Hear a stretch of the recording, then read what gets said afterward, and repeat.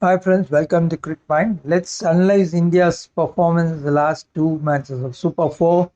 If you ask me, it is not expected from Team India to play like this in the crucial at this crucial juncture of the tournament.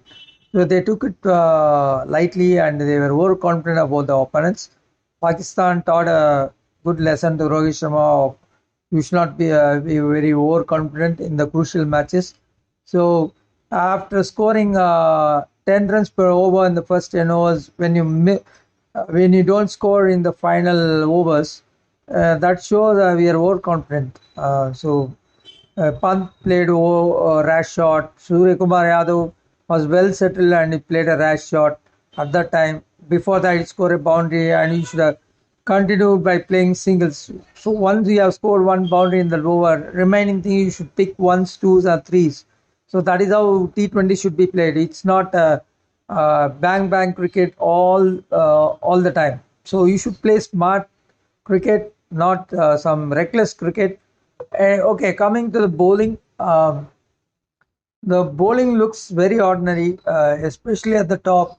Arshdeep Singh is too young, and we cannot test him in this crucial Asia Cup. Asia Cup is not a platform to select a team. It is a tournament where India should try to win, not testing out the bench strength. I think they missed the service of good bowlers. So under Shikhar Dhawan, we won a series, but I'm surprised Dhawan was not picked up for this tournament. Having Shikhar Dhawan at the top would have been different because left-right combination would have confused the bowlers on the line and length. Anyway, so they should think about having Shikhar Dhawan in the World Cup squad. KL Rahul is still finding out his injury. He is not 100% fit. It looks like that. He's just 90% fit. He has to work on the fitness still. He is slow in the footwork.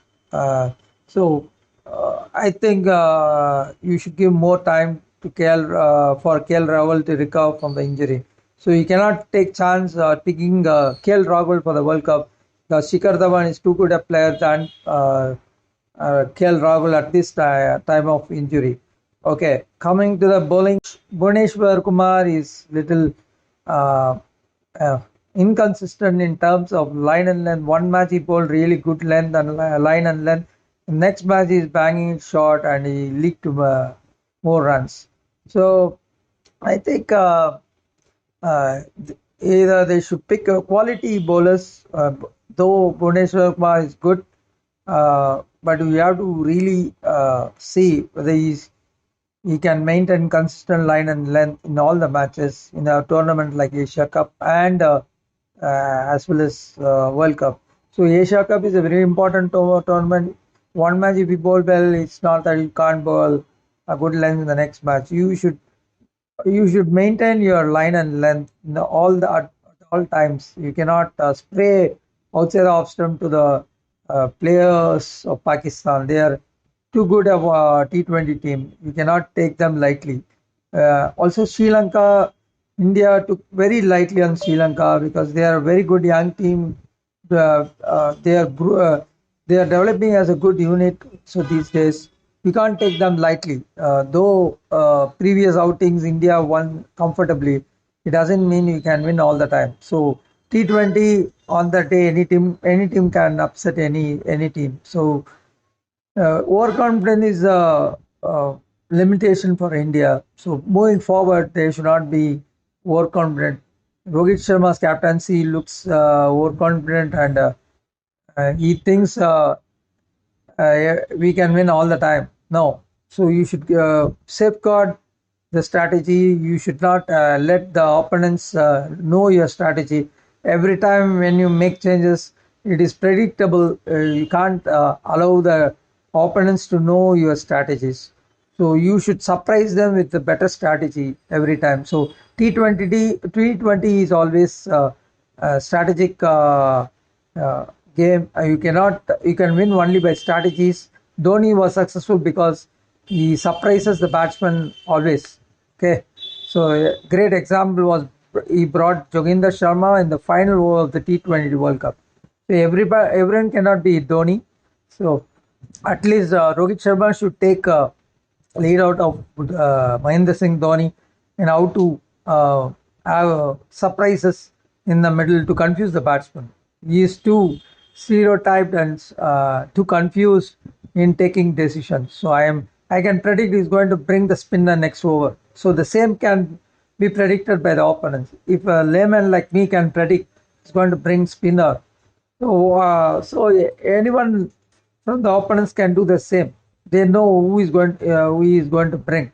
So I predicted Chahal. He did the same. So he should have brought in Ashwin. Very early. So he delayed because Ashwin is too good a bowler in the first power play. So he should have used Ashwin instead of one of the fast bowler. Ashdeep Singh is too inexperienced. So he should have brought Ashwin to take wickets. Ashwin is very good in taking wickets in the first 6 overs of power play. So he didn't think like that. So these are all the crucial blunders made by Rohit Sharma. So I am not blaming him outright, but he looks very confused and stereotyped. He should take a lead out of Mahendra Singh Dhoni. I don't think I'm repeating because someone has to tell Rohit Sharma, don't be stereotyped. You have to have some surprises up your sleeve to confuse the opponents. So it's a matter of 40 overs. So you should have at least 3 to 4 surprises in your bag to show the opponents that we are above you in strategizing towards a win. This is what the T20 is all about. Okay, coming to overall performance, in short, India is overconfident, they are stereotyped, and they are predictive. So moving forward, they have to improve the strategy. The captain has to be clear in his thoughts. He can't be confused in the middle of the game. So this is what I want to say today. Till I post the next video, it's goodbye from Crickmind. So India, I think it's eliminated right now. We can't